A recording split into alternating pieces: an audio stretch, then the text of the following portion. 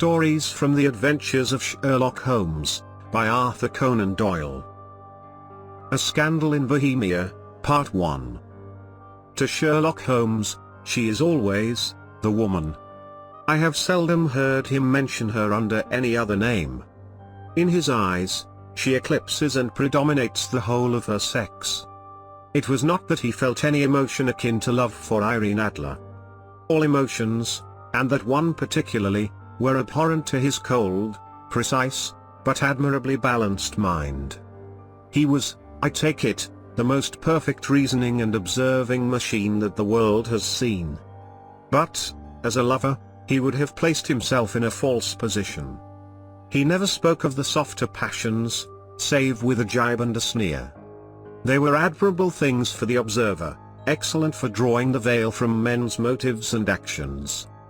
But for the trained reasoner to admit such intrusions into his own delicate and finely adjusted temperament was to introduce a distracting factor which might throw a doubt upon all his mental results. Grit in a sensitive instrument, or a crack in one of his own high-power lenses, would not be more disturbing than a strong emotion in a nature such as his. And yet, there was but one woman to him, and that woman was the late Irene Adler, of dubious and questionable memory. I had seen little of Holmes lately. My marriage had drifted us away from each other. My own complete happiness, and the home-centered interests which rise up around the man who first finds himself master of his own establishment, were sufficient to absorb all my attention. While Holmes, who loathed every form of society with his whole Bohemian soul, remained in our lodgings in Baker Street, buried among his old books, and alternating from week to week between cocaine and ambition, the drowsiness of the drug, and the fierce energy of his own keen nature. He was still, as ever, deeply attracted by the study of crime, and occupied his immense faculties and extraordinary powers of observation in following out those clues, and clearing up those mysteries, which had been abandoned as helpless by the official police. From time to time, I heard some vague account of his doings. Of his summons to Odessa in the case of the Trip-Off murder, of his clearing up of the singular tragedy of the Atkinson brothers at Trincomalee, and finally of the mission which he had accomplished so delicately and successfully for the reigning family of Holland. Beyond these signs of his activity, however, which I merely shared with all the readers of the daily press, I knew little of my former friend and companion. One night, it was on the 20th of March, 1888, I was returning from a journey to a patient, for I had now returned to civil practice, when my way led me through Baker Street. As I passed the well-remembered door, which must always be associated in my mind with my wooing, and with the dark incidents of the study in scarlet, I was seized with a keen desire to see Holmes again, and to know how he was employing his extraordinary powers. His rooms were brilliantly lit, and, even as I looked up, I saw his tall, spare figure pass twice in a dark silhouette against the blind. He was pacing the room swiftly, eagerly, with his head sunk upon his chest and his hands clasped behind him. To me, who knew his every mood and habit, his attitude and manner told their own story. He was at work again. He had arisen out of his drug-created dreams, and was hot upon the scent of some new problem. I rang the bell, and was shown up to the chamber which had formerly been in part my own. His manner was not effusive.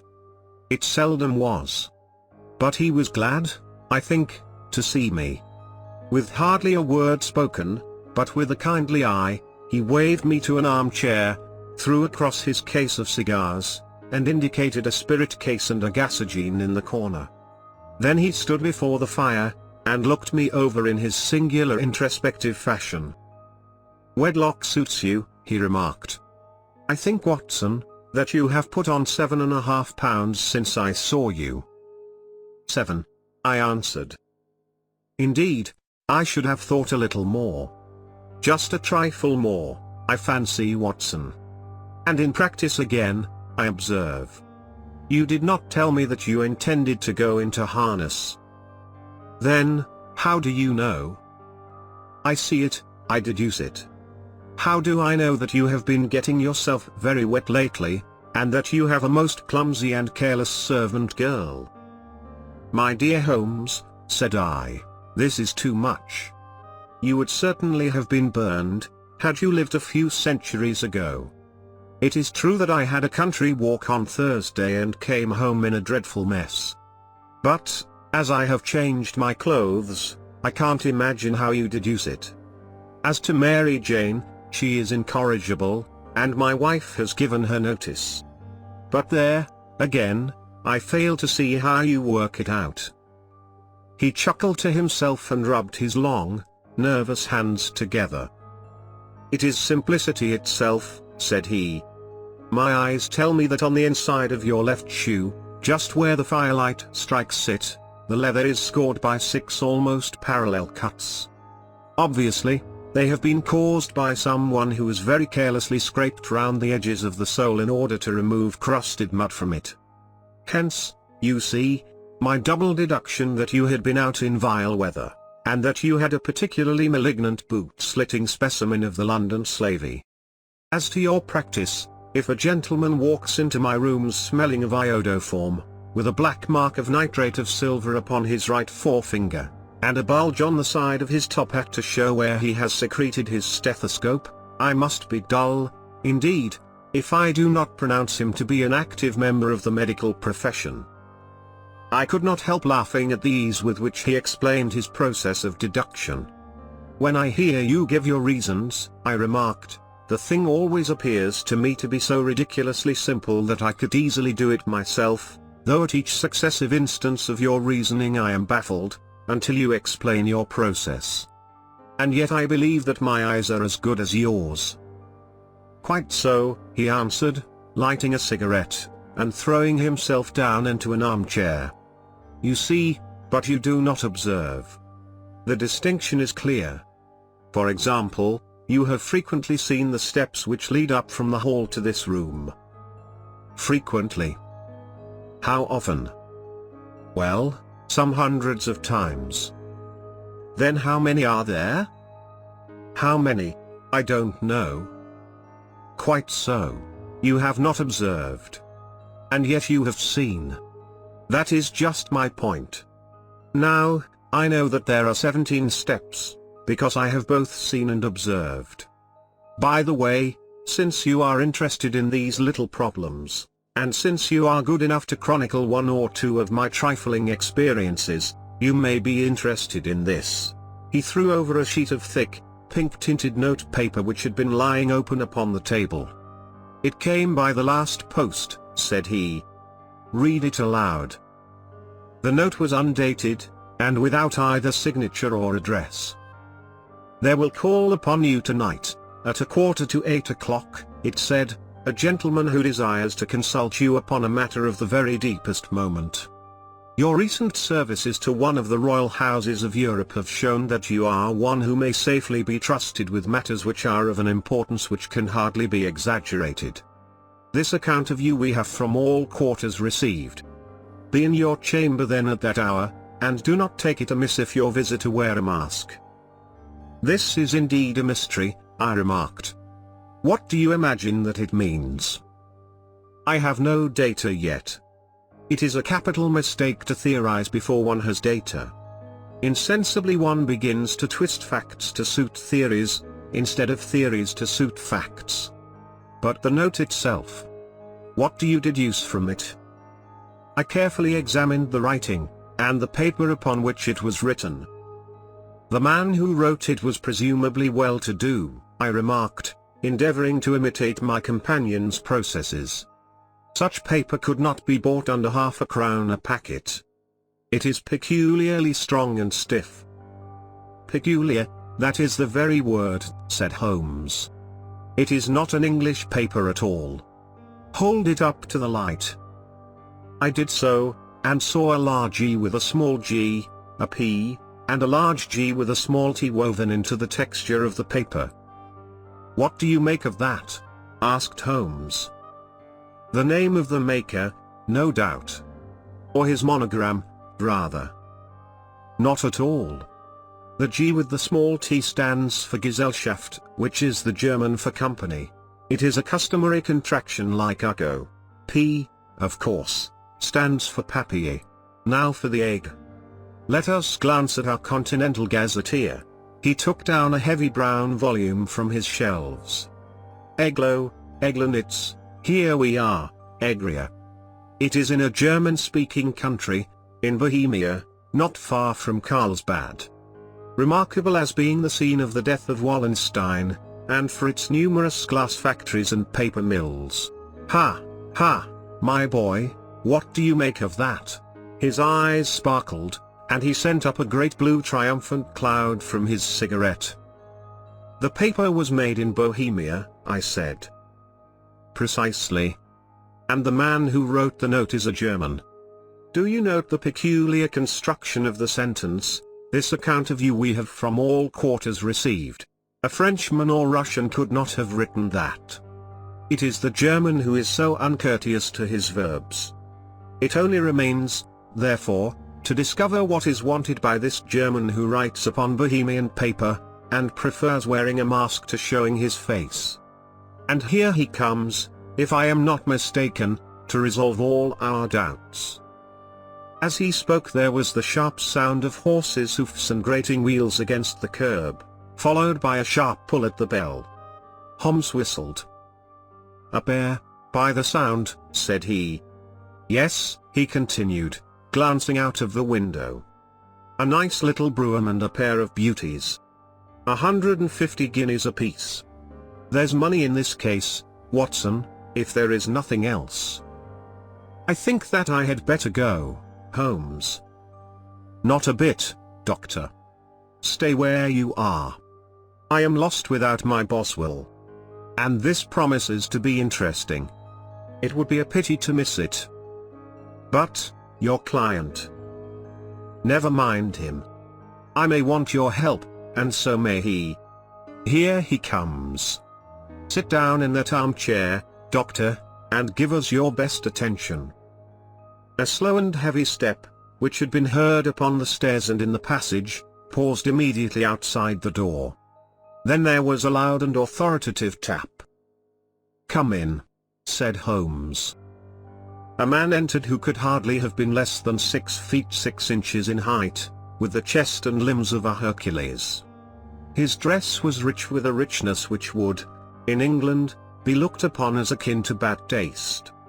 Heavy bands of astrakhan were slashed across the sleeves and fronts of his double-breasted coat, while the deep blue cloak which was thrown over his shoulders was lined with flame-colored silk, and secured at the neck with a brooch which consisted of a single flaming beryl. Boots which extended halfway up his calves, and which were trimmed at the tops with rich brown fur, completed the impression of barbaric opulence which was suggested by his whole appearance.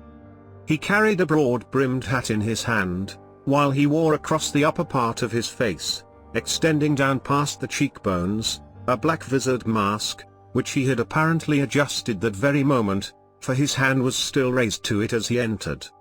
From the lower part of the face he appeared to be a man of strong character, with a thick, hanging lip, and a long, straight chin, suggestive of resolution pushed to the length of obstinacy. You had my note? He asked, with a deep harsh voice and a strongly marked German accent. I told you that I would call. He looked from one to the other of us, as if uncertain which to address. Pray take a seat, said Holmes. This is my friend and colleague, Dr. Watson, who is occasionally good enough to help me in my cases. Whom have I the honor to address? You may address me as the Count von Kram, a Bohemian nobleman. I understand that this gentleman, your friend, is a man of honor and discretion, whom I may trust with a matter of the most extreme importance. If not, I should much prefer to communicate with you alone. I rose to go, but Holmes caught me by the wrist and pushed me back into my chair. It is both, or none, said he. You may say before this gentleman anything which you may say to me. The Count shrugged his broad shoulders. Then I must begin, said he, by binding you both to absolute secrecy for 2 years. At the end of that time the matter will be of no importance. At present, It is not too much to say that it is of such weight it may have an influence upon European history. I promise, said Holmes. And I. You will excuse this mask, continued our strange visitor. The august person who employs me wishes his agent to be unknown to you, and I may confess at once that the title by which I have just called myself is not exactly my own. I was aware of it, said Holmes, dryly. The circumstances are of great delicacy, and every precaution has to be taken to quench what might grow to be an immense scandal and seriously compromise one of the reigning families of Europe. To speak plainly, the matter implicates the great house of Ormstein, hereditary kings of Bohemia. I was also aware of that, murmured Holmes, settling himself down in his armchair and closing his eyes. Our visitor glanced with some apparent surprise at the languid, lounging figure of the man who had been no doubt depicted to him as the most incisive reasoner and most energetic agent in Europe. Holmes slowly reopened his eyes and looked impatiently at his gigantic client. If your Majesty would condescend to state your case, he remarked, I should be better able to advise you. The man sprang from his chair and paced up and down the room in uncontrollable agitation. Then, with a gesture of desperation, he tore the mask from his face and hurled it upon the ground. You are right, he cried. I am the king. Why should I attempt to conceal it? Why, indeed, murmured Holmes. Your Majesty had not spoken before I was aware that I was addressing Wilhelm Gottsreich Sigismund von Ormstein, Grand Duke of Kassel-Felstein, and hereditary King of Bohemia. But you can understand, said our strange visitor, sitting down once more and passing his hand over his high, white forehead, you can understand that I am not accustomed to doing such business in my own person. Yet the matter was so delicate that I could not confide it to an agent without putting myself in his power. I have come incognito from Prague for the purpose of consulting you. Then, pray consult, said Holmes, shutting his eyes once more. The facts are briefly these. Some 5 years ago, during a lengthy visit to Warsaw, I made the acquaintance of the well-known adventuress, Irene Adler. The name is no doubt familiar to you. Kindly look her up in my index, Doctor, murmured Holmes, without opening his eyes. For many years he had adopted a system of docketing all paragraphs concerning men and things, so that it was difficult to name a subject or a person on which he could not at once furnish information. In this case, I found her biography sandwiched in between that of a Hebrew rabbi and that of a staff commander who had written a monograph upon the deep-sea fishes. Let me see, said Holmes. Born in New Jersey in the year 1858. Contralto, La Scala, Prima donna Imperial Opera of Warsaw, yes. Retired from the operatic stage, Living in London, quite so. Your Majesty, as I understand, became entangled with this young person, wrote her some compromising letters, and is now desirous of getting those letters back. Precisely so. But how? Was there a secret marriage? None. No legal papers or certificates? None. Then I fail to follow your Majesty. If this young person should produce her letters for blackmailing or other purposes, how is she to prove their authenticity? There is the writing. Pooh. Forgery. My private note paper. Stolen. My own seal. Imitated. My photograph. Bought. We were both in the photograph. Oh, dear. That is very bad. Your Majesty has indeed committed an indiscretion. I was mad, insane. You have compromised yourself seriously. I was only Crown Prince then. I was young. I am but 30 now. It must be recovered. We have tried and failed. Your Majesty must pay. It must be bought. She will not sell. Stolen, then. 5 attempts have been made. Twice burglars in my pay ransacked her house. Once we diverted her luggage when she traveled. Twice she has been waylaid. There has been no result. No sign of it? Absolutely none. Holmes laughed. It is quite a pretty little problem, said he. But a very serious one to me, returned the king, reproachfully. Very, indeed. And what does she propose to do with the photograph? To ruin me. But how? I am about to be married. So I have heard. To Clotilde Lothman von Saxe-Meiningen, second daughter of the King of Scandinavia. You may know the strict principles of her family. She is herself the very soul of delicacy. A shadow of a doubt as to my conduct would bring the matter to an end. And Irene Adler? Threatens to send them the photograph. And she will do it. I know that she will do it. You do not know her, but she has a soul of steel. She has the face of the most beautiful of women, and the mind of the most resolute of men. Rather than I should marry another woman, there are no lengths to which she would not go, none. You are sure that she has not sent it yet? I am sure. And why? Because she has said that she would send it on the day when the betrothal was publicly proclaimed. That will be next Monday. Oh, then, we have 3 days yet, said Holmes, with a yawn. That is very fortunate, as I have 1 or 2 matters of importance to look into just at present. Your Majesty will, of course, stay in London for the present? Certainly. You will find me at the Langham, under the name of the Count von Kram. Then I shall drop you a line to let you know how we progress. Pray do so. I shall be all anxiety. Then, as to money? You have carte blanche. Absolutely? I tell you that I would give one of the provinces of my kingdom to have that photograph. And for present expenses? The king took a heavy chamois leather bag from under his cloak and laid it on the table. There are £300 in gold and 700 in notes, he said. Holmes scribbled a receipt upon a sheet of his notebook and handed it to him.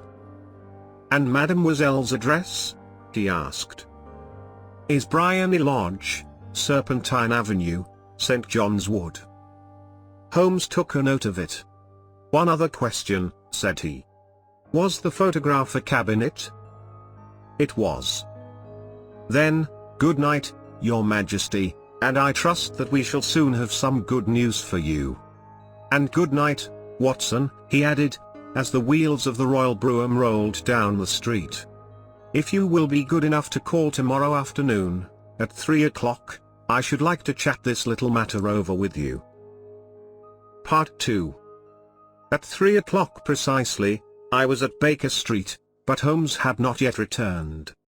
The landlady informed me that he had left the house shortly after 8 o'clock in the morning. I sat down beside the fire, however, with the intention of awaiting him, however long he might be. I was already deeply interested in his inquiry, for, though it was surrounded by none of the grim and strange features which were associated with the 2 crimes which I have already recorded, still, the nature of the case and the exalted station of his client gave it a character of its own.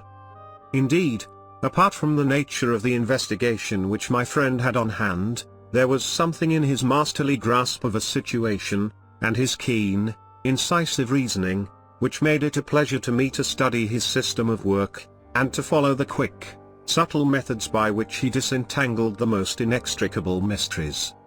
So accustomed was I to his invariable success that the very possibility of his failing had ceased to enter into my head.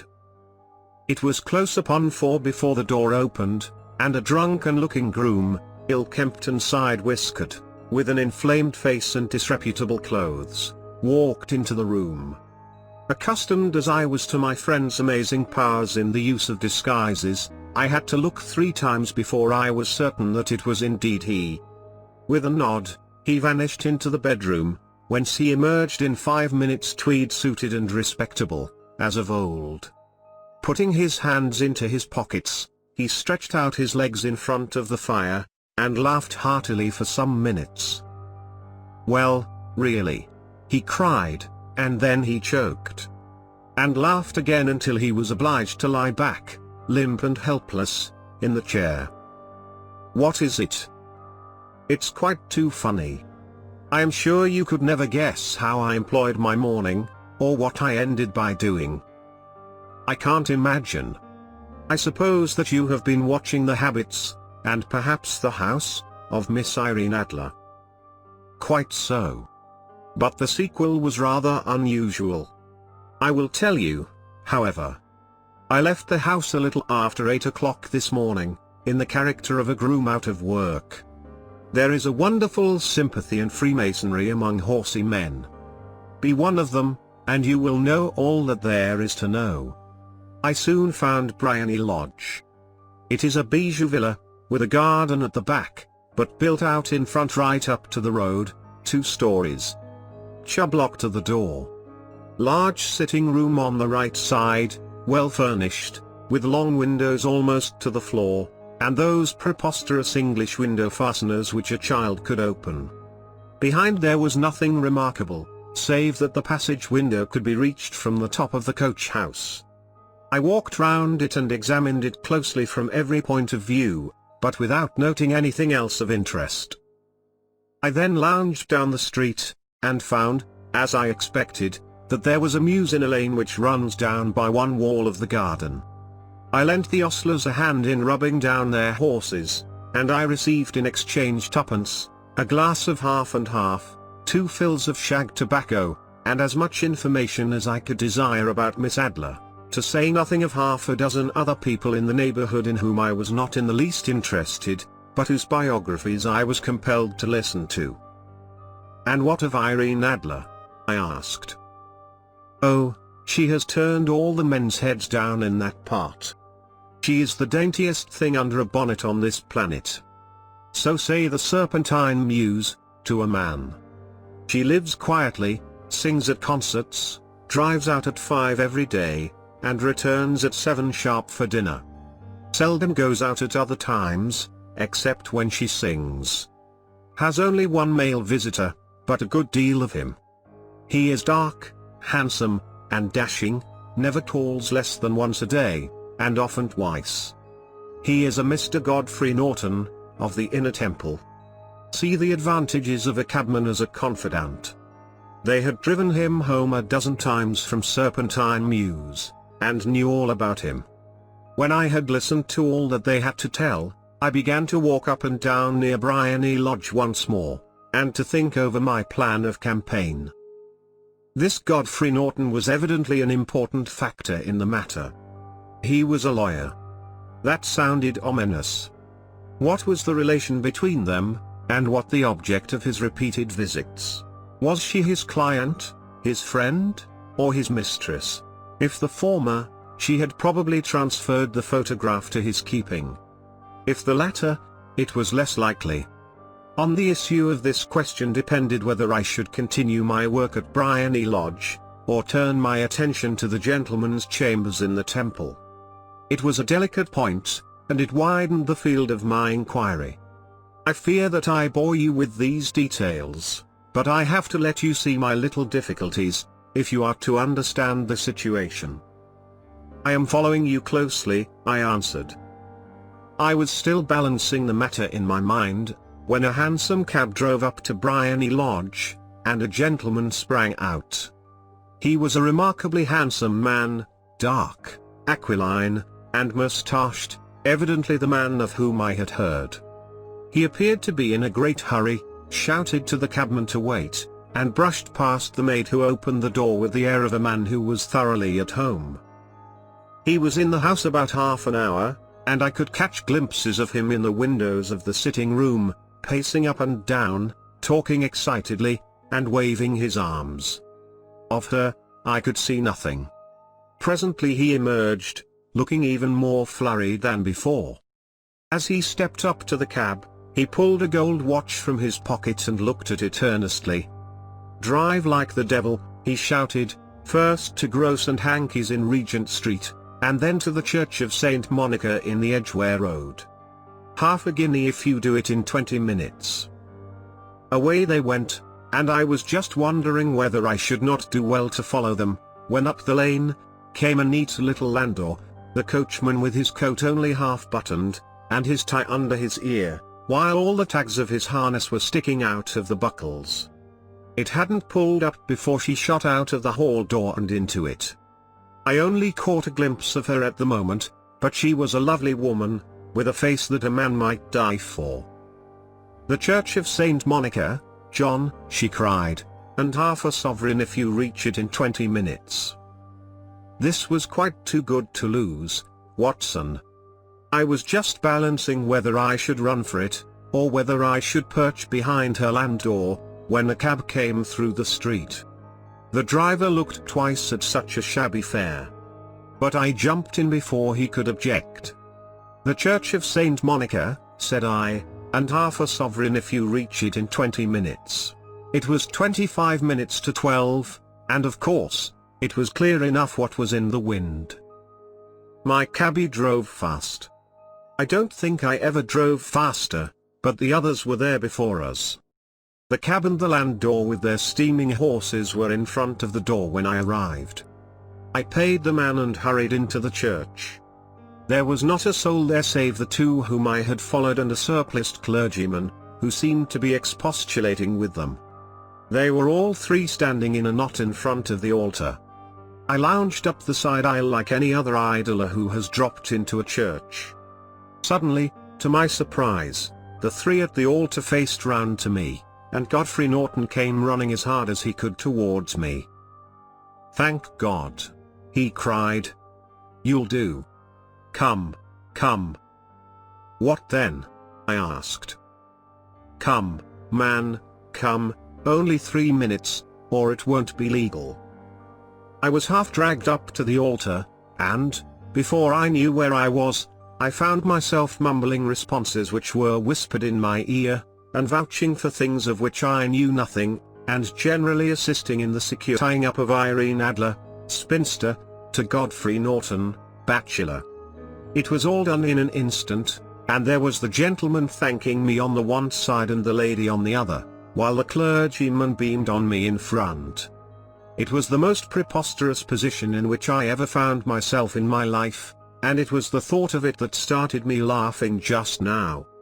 It seems that there had been some informality about their license, that the clergyman absolutely refused to marry them without a witness of some sort, and that my lucky appearance saved the bridegroom from having to sally out into the streets in search of a best man.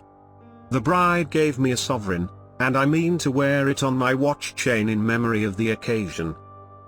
"This is a very unexpected turn of affairs," said I. "And what then?" "Well, I found my plans very seriously menaced. It looked as if the pair might take an immediate departure, and so necessitate very prompt and energetic measures on my part. At the church door, however, they separated, he driving back to the temple, and she to her own house. "I shall drive out in the park at 5 as usual," she said, as she left him. I heard no more. They drove away in different directions, and I went off to make my own arrangements. "Which are?" "Some cold beef and a glass of beer," he answered, ringing the bell. "I have been too busy to think of food, and I am likely to be busier still this evening. By the way, Doctor, I shall want your cooperation." "I shall be delighted." "You don't mind breaking the law?" "Not in the least." "Nor running a chance of arrest?" "Not in a good cause." "Oh, the cause is excellent. Then I am your man. I was sure that I might rely on you. But what is it you wish?" "When Mrs. Turner has brought in the tray I will make it clear to you. Now," he said, as he turned hungrily on the simple fare that our landlady had provided, "I must discuss it while I eat, for I have not much time. It is nearly 5 now. In 2 hours we must be on the scene of action. Miss Irene, or Madam, rather, returns from her drive at 7. We must be at Bryony Lodge to meet her. And what then? You must leave that to me. I have already arranged what is to occur. There is only one point on which I must insist. You must not interfere, come what may. You understand? I am to be neutral? To do nothing whatever. There will probably be some small unpleasantness. Do not join in it. It will end in my being conveyed into the house. 4 or 5 minutes afterwards the sitting room window will open. You are to station yourself close to that open window. Yes. You are to watch me, for I will be visible to you. Yes. And when I raise my hand, so, you will throw into the room what I give you to throw, and will, at the same time, raise the cry of fire. You quite follow me? Entirely. It is nothing very formidable, he said, taking a long cigar-shaped roll from his pocket. It is an ordinary plumber's smoke rocket, fitted with a cap at either end to make it self-lighting. Your task is confined to that. When you raise your cry of fire, it will be taken up by quite a number of people. You may then walk to the end of the street, and I will rejoin you in 10 minutes. I hope that I have made myself clear. I am to remain neutral, to get near the window, to watch you, and, at the signal, to throw in this object, then to raise the cry of fire, and to wait you at the corner of the street. Precisely. Then you may entirely rely on me. That is excellent. I think, perhaps, it is almost time that I prepare for the new role I have to play. He disappeared into his bedroom, and returned in a few minutes in the character of an amiable and simple-minded nonconformist clergyman. His broad black hat, his baggy trousers, his white tie, his sympathetic smile, and general look of peering and benevolent curiosity were such as Mr. John Hare alone could have equalled. It was not merely that Holmes changed his costume. His expression, his manner, his very soul seemed to vary with every fresh part that he assumed. The stage lost a fine actor, even as science lost an acute reasoner, when he became a specialist in crime. It was 6:15 when we left Baker Street, and it still wanted 10 minutes to the hour when we found ourselves in Serpentine Avenue.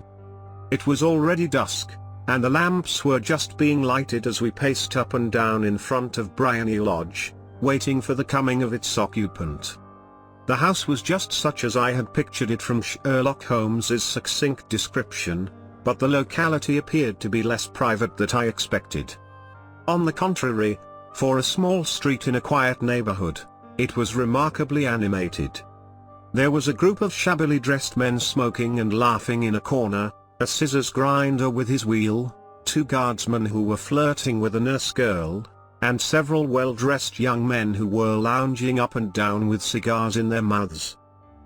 You see, remarked Holmes, as we paced to and fro in front of the house, this marriage rather simplifies matters. The photograph becomes a double-edged weapon now. The chances are that she would be as averse to its being seen by Mr. Godfrey Norton, as our client is to its coming to the eyes of his princess. Now the question is, where are we to find the photograph? Where, indeed? It is most unlikely that she carries it about with her. It is cabinet size. Too large for easy concealment about a woman's dress. She knows that the king is capable of having her waylaid and searched. 2 attempts of the sort have already been made. We may take it, then, that she does not carry it about with her. Where, then? Her banker or her lawyer. There is that double possibility.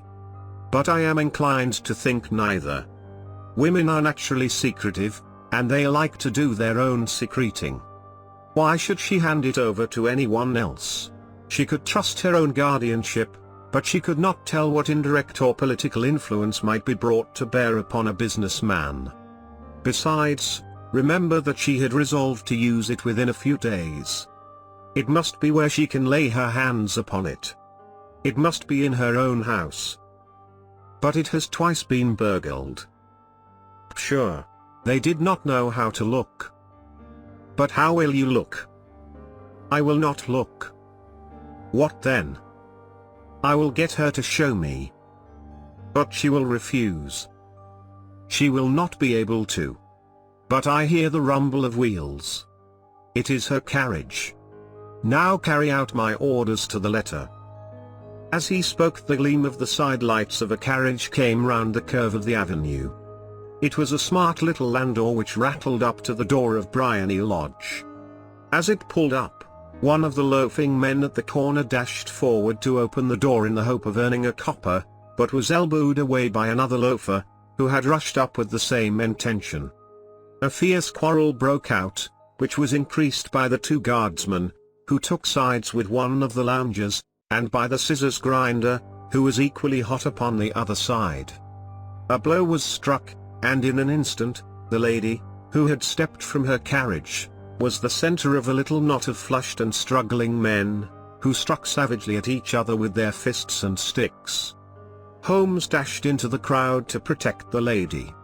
But just as he reached her, he gave a cry and dropped to the ground, with the blood running freely down his face. At his fall, the guardsmen took to their heels in one direction and the loungers in the other, while a number of better-dressed people, who had watched the scuffle without taking part in it, crowded in to help the lady and to attend to the injured man.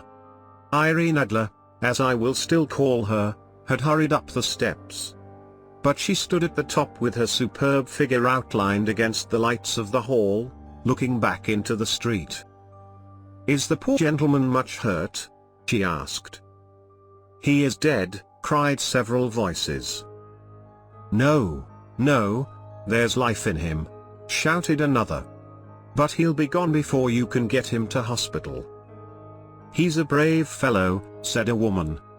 "They would have had the lady's person watch if it hadn't been for him. They were a gang, and a rough one, too. Ah, he's breathing now. He can't lie in the street. May we bring him in, ma'am?" "Surely. Bring him into the sitting room. There is a comfortable sofa.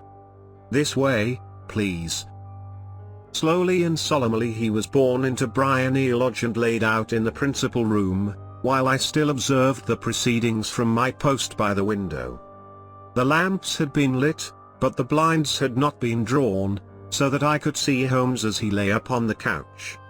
I do not know whether he was seized with compunction at that moment for the part he was playing, but I know that I never felt more heartily ashamed of myself in my life than when I saw the beautiful creature against whom I was conspiring, or the grace and kindliness with which she waited upon the injured man.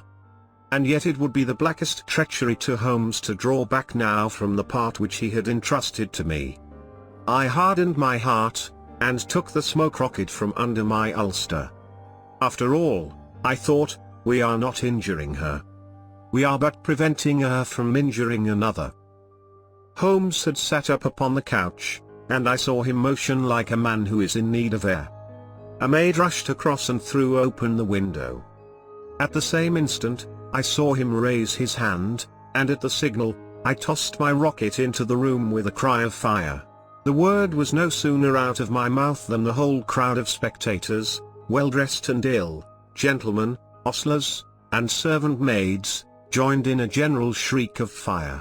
Thick clouds of smoke curled through the room and out at the open window. I caught a glimpse of rushing figures, and a moment later the voice of Holmes from within assuring them that it was a false alarm. Slipping through the shouting crowd, I made my way to the corner of the street, and in 10 minutes was rejoiced to find my friend's arm in mine, and to get away from the scene of uproar. He walked swiftly and in silence for some few minutes, until we had turned down one of the quiet streets which lead towards the Edgware Road. "You did it very nicely, Doctor," he remarked. "Nothing could have been better. It is all right. You have the photograph?" "I know where it is." "And how did you find out?" "She showed me, as I told you that she would." "I am still in the dark." "I do not wish to make a mystery," said he, laughing. The matter was perfectly simple. You, of course, saw that everyone in the street was an accomplice. They were all engaged for the evening. I guessed as much. Then, when the row broke out, I had a little moist red paint in the palm of my hand. I rushed forward, fell down, clapped my hand to my face, and became a piteous spectacle. It is an old trick. That also I could fathom. Then they carried me in. She was bound to have me in. What else could she do? And into her sitting room, which was the very room which I suspected. It lay between that and her bedroom, and I was determined to see which. They laid me on a couch, I motioned for air, they were compelled to open the window, and you had your chance.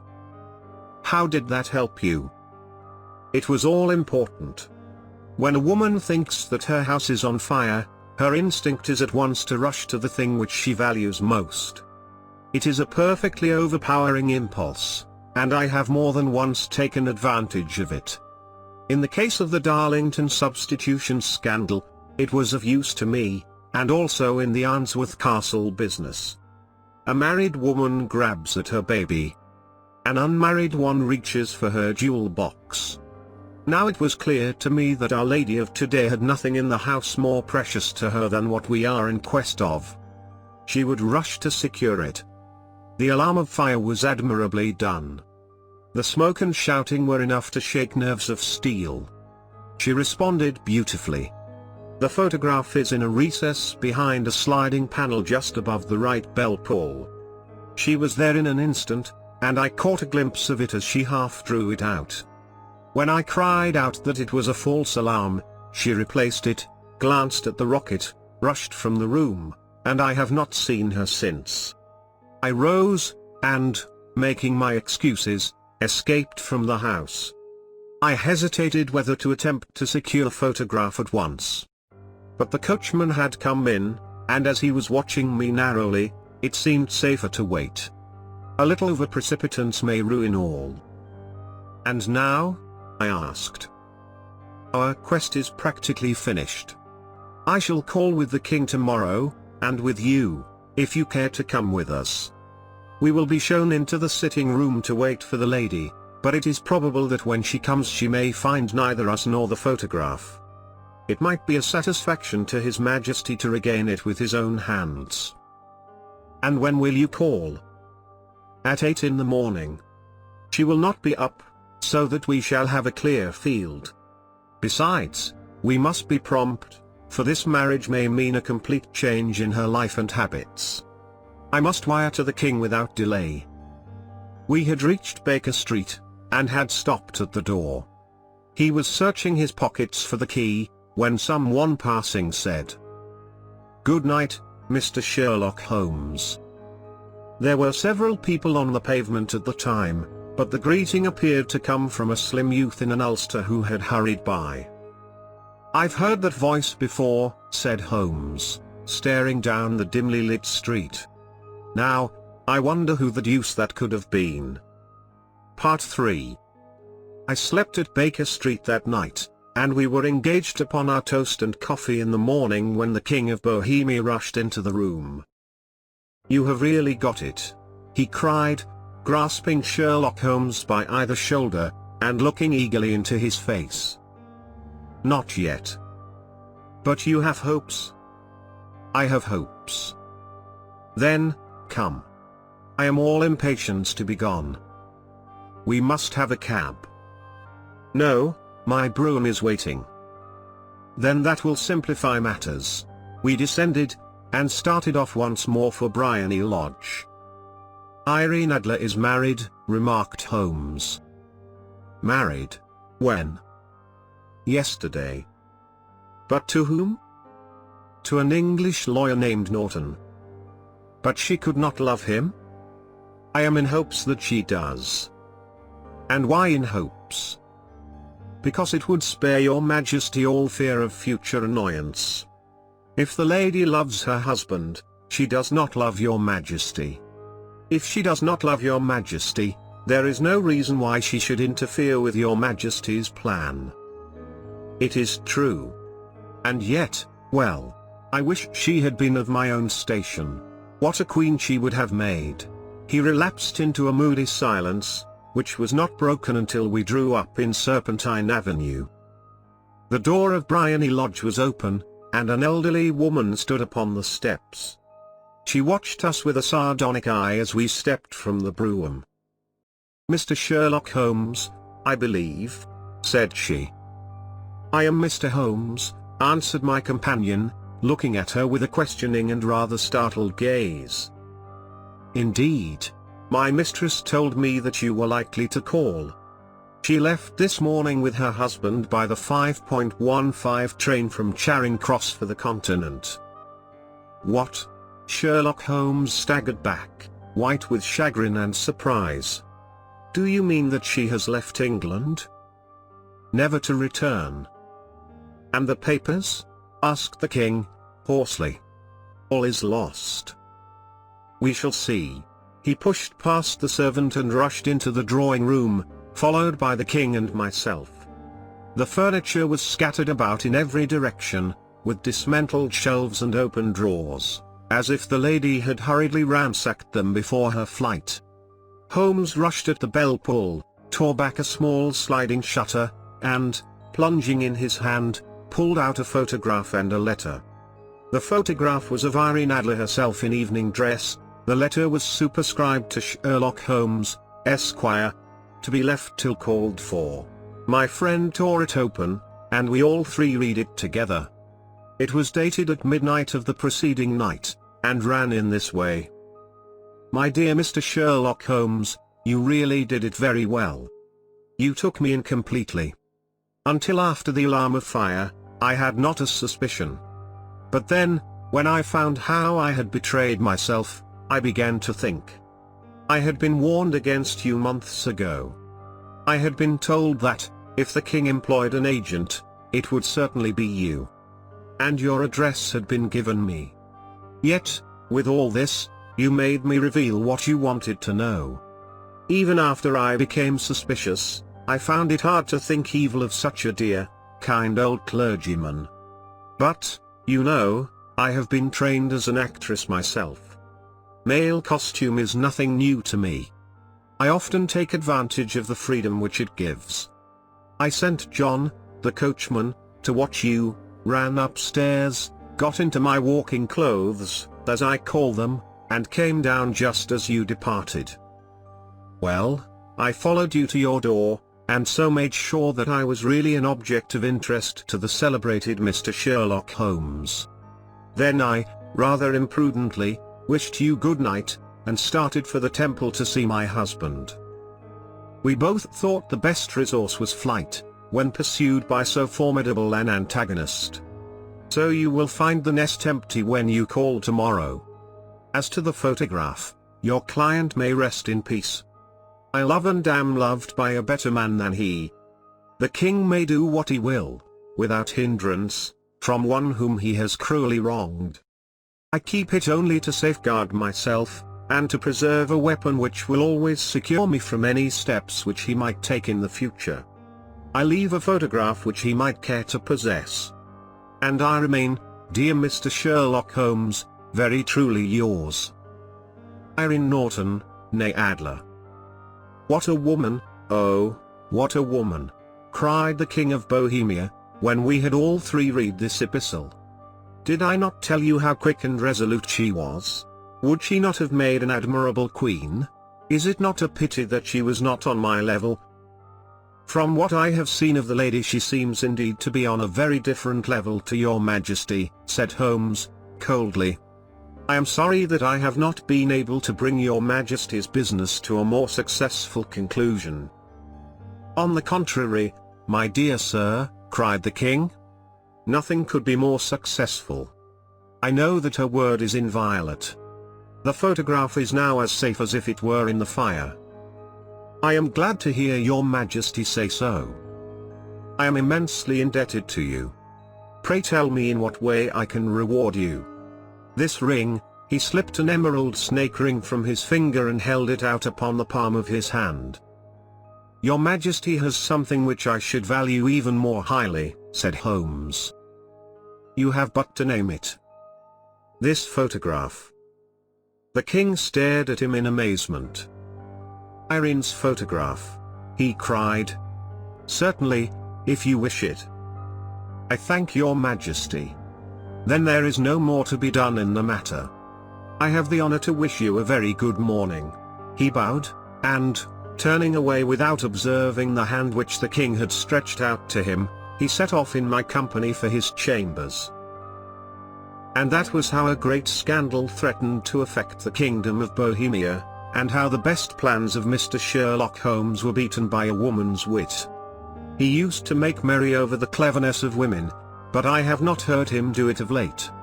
And, when he speaks of Irene Adler, or when he refers to her photograph, it is always under the honorable title of, "the woman."